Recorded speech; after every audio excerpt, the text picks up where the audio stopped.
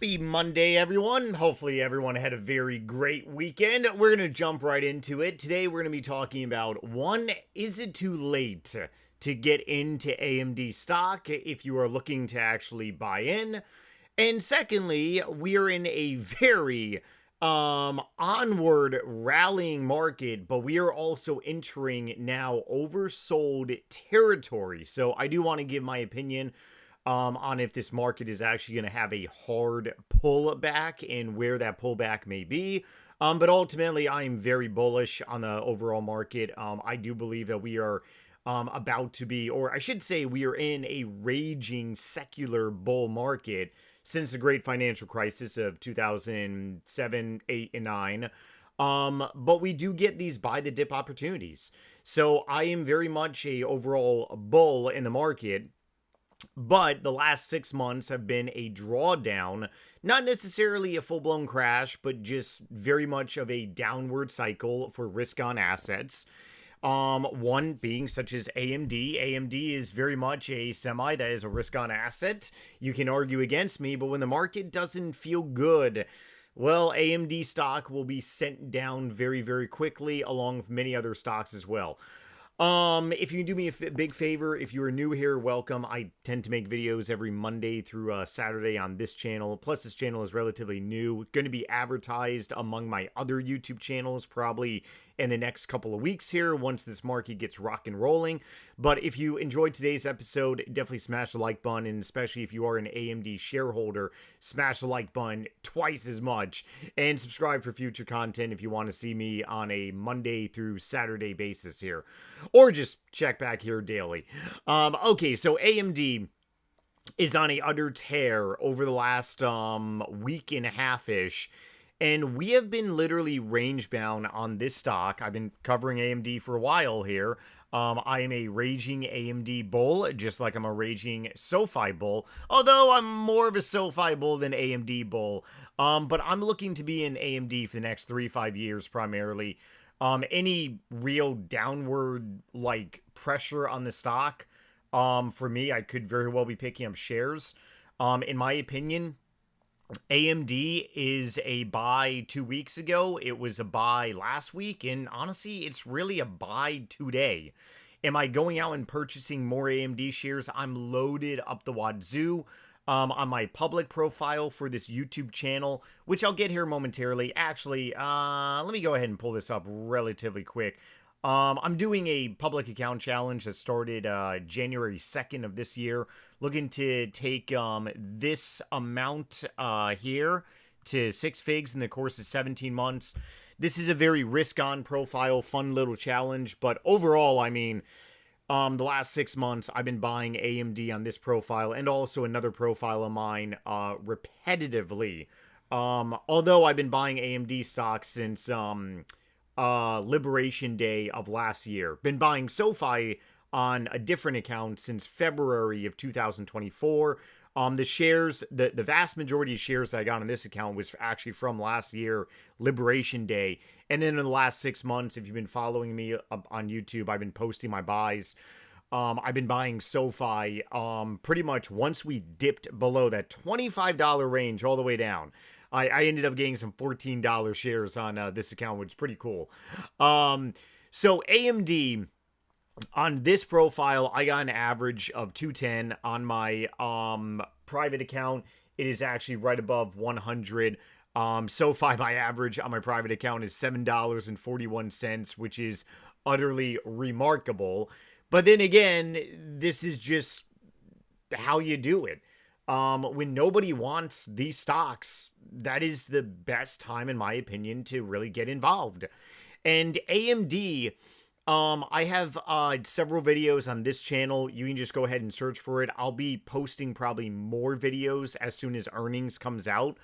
But I pretty much made a detailed video on AMD talking about pretty much my bear, my base, and bull pretty much price predictions just off of what they're guiding, especially Lisa Su. Just like any other CEO out there, they sandbag. You're going to hear this term a lot, especially if you're new to the stock market. Sandbagging is when, keep it simple. It's actually pretty funny because Alex Karp of Palantir CEO learned the hard way back in 2022 because Wall Street expects you to come out and say, hey, this is what we're going to be putting up for growth rates, 30%. Realistically, you know that it's probably going to be 35. It's called sandbagging, okay? Put out a number that is lower of what you're going to do.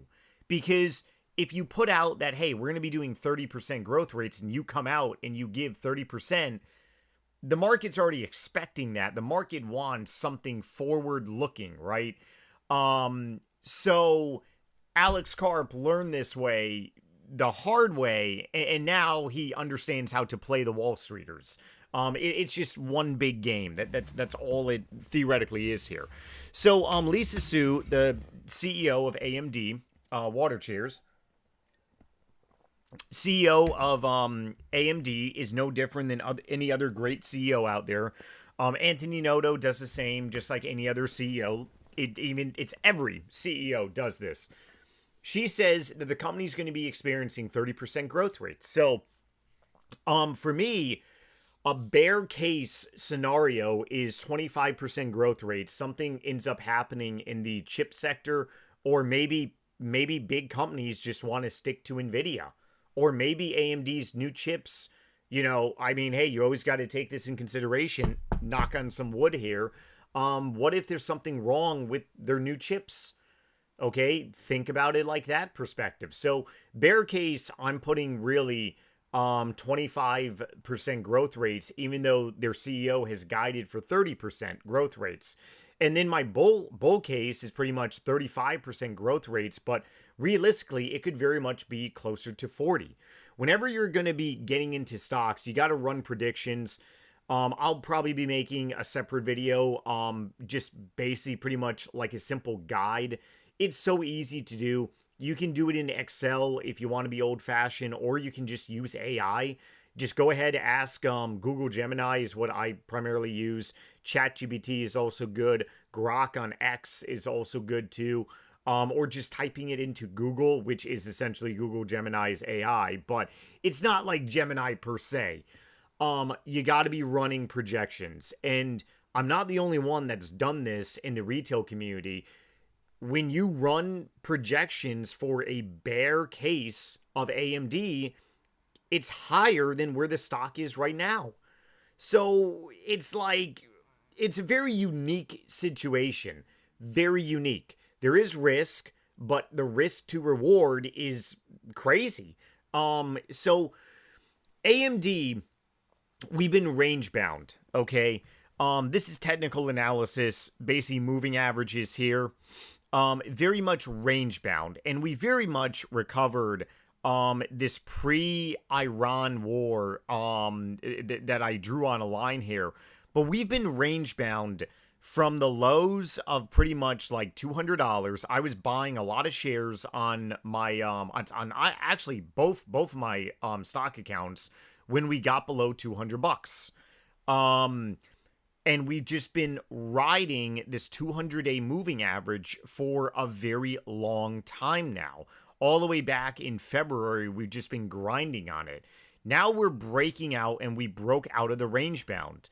The range bound started back in October last year because OpenAI announced that they're going to go with AMD chips. And OpenAI is raising funding for their company, their private company that they have, and they're going to be buying AMD chips in the second half of 2026. Well, guess what? It is about to be the second half of 2026, not too long from now. So we've basically been trading in a utter range here, and pretty much I got to update some of these lines here. Obviously, my Weeble average is not 188, but I'll just go ahead and use this line for reference.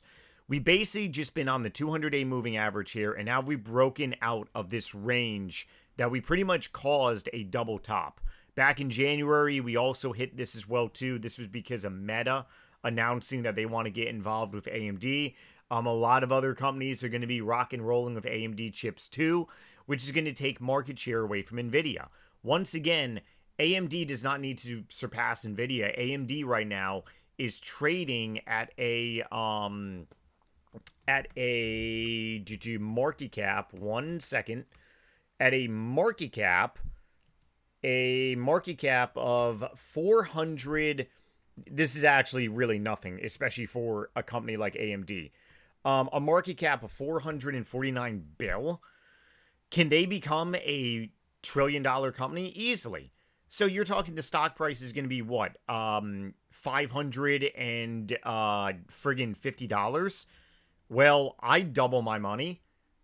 Like, I mean, you see my point? Like, getting this stock to double in the next 3-5 years with the growth rates and with the new products and the chips and with the future acquisition or the future deals from other big tech companies that are looking to purchase chips, it's not hard for AMD to do.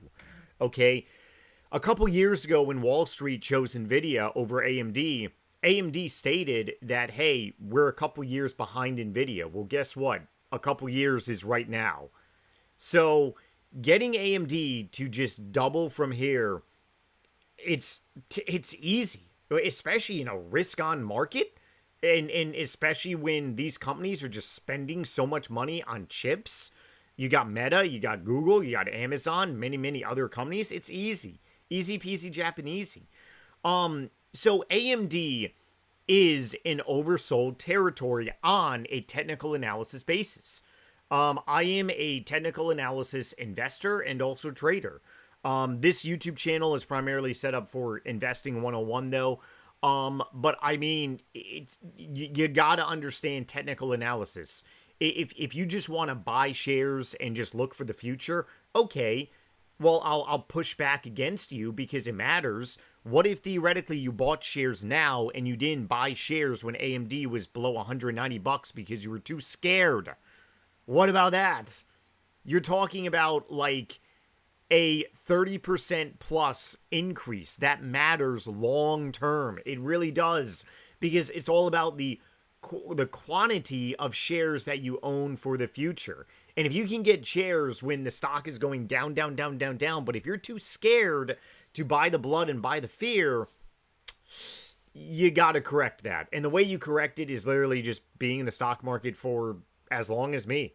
I've been in the stock market now for over 6 years. And I've learned a lot, especially from Rona days to 2022 to 23. Every year in the market is a learning experience because every year is different than the previous year.